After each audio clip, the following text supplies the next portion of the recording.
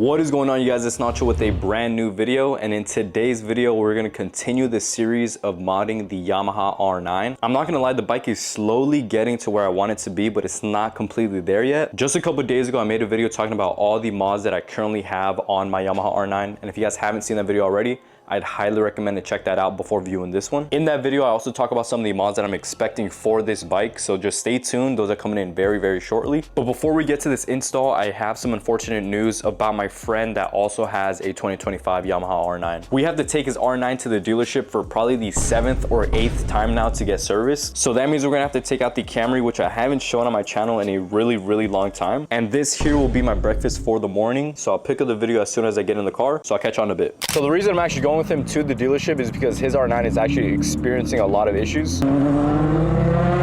Oh yeah. The issue that he's been experiencing for the longest is that his quick shifter and cruise control have not been working. Believe it or not, this is probably our 7th or 8th time going to the dealership for this exact same issue. They've tried many different methods to try to fix it, but it still keeps popping up. So after months and months with still no resolution, we ended up just putting a full system exhaust on the bike because it's not fair to him that he might have to wait months, even up to a year, just so that he can start modding his bike. But anyways, we pulled up to the dealer, so now I'm gonna take a look at a couple bikes while I'm here. Let me know if you guys want the Camry back on the channel. I kind of miss making videos with it. We got the ZX6Rs here, but it looks like they got a recall once again, so they're unable to get sold. I'm honestly a pretty big fan of the new ZX6R, so I might get one in the near future. Definitely not this year, but maybe next year or the year after that, I would definitely get my hands on one. You could literally never go wrong with the ZX6R. All right, y'all, so we stopped at a gas station so that we could pick up a couple monsters. Do you guys miss the Camry? We have a thug walking up here.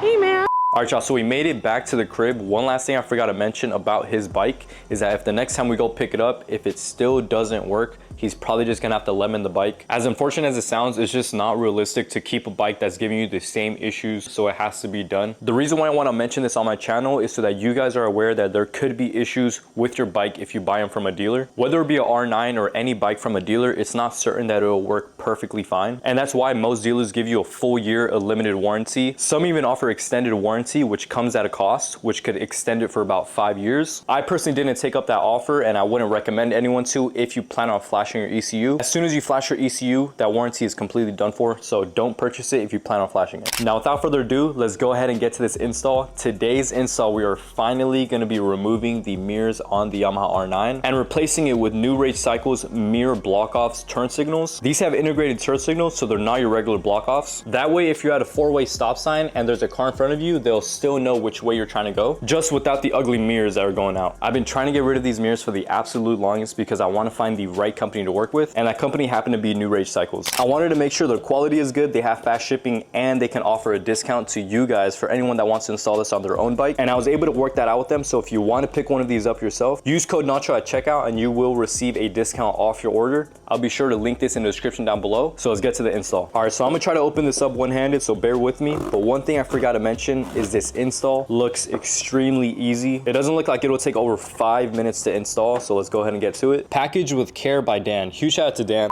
This is essentially everything that comes in the box, and it looks really straightforward. This looks like it's gonna pair up perfectly with the black R9, so I'm super excited to install it. Let's go ahead and get to it. All right, so to start the install, we're gonna be getting rid of this first push pin, and then the second one right behind the brake lever. Right after that, you should be able to remove this cover with no problem. All right, so now that the cover is gone, all we are gonna do is disconnect this turn signal and connect the new one. All right, so now that we unplugged it, we're basically gonna plug in the new one to make sure that it works properly and it's not defective. So I'm gonna go ahead and plug it in. All right, I went ahead and plugged it in. Let's go ahead and give it a quick test. And as we can see, it works perfectly fine. So now all that is left is to get rid of 2 more bolts which hold the mirrors, which are these 2 right here. I believe those are 2 10mm bolts. As soon as you loosen it up, this mirror will be able to come out really easy. So I'm gonna go ahead and loosen them up and I'll be right back. All right, so they are 2 10mm bolts. As soon as you loosen them up, this will be able to come out.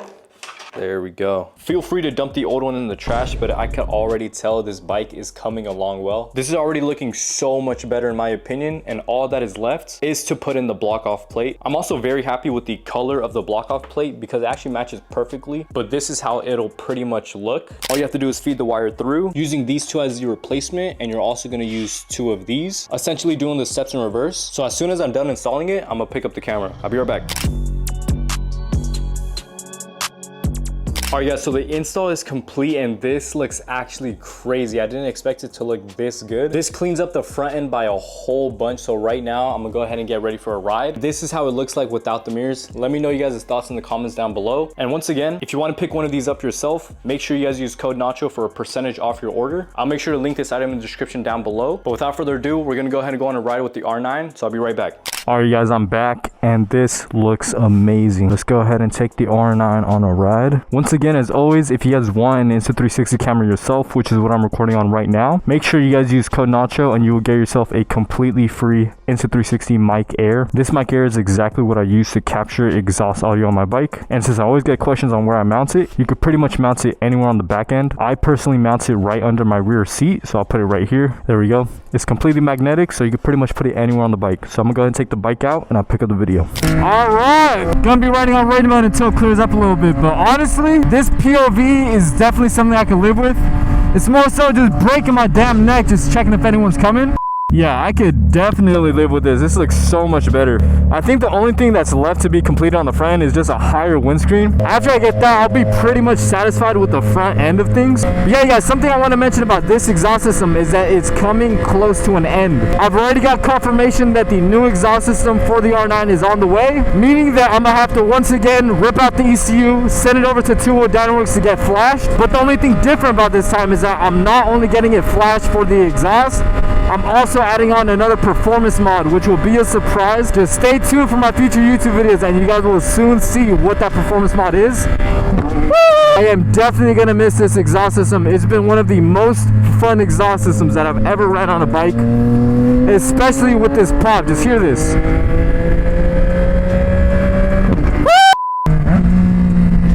Oh my god. Oh, another thing, I don't know if you guys noticed, but my last couple uploads have been with a different wide angle lens. If this lens is too wide for you guys, please let me know and I'll go convert back to the old one. I personally love the wide angle lens, but if you guys don't like seeing it, don't worry, I'll switch right back. I'm hoping you guys like it because I fucking love it.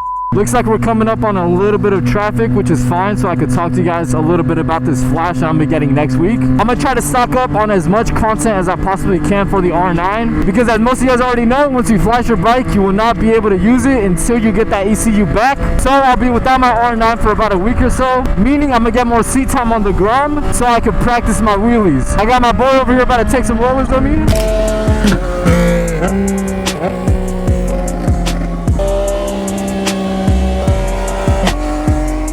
Right now we're actually on the way to get some food at Fire Wings.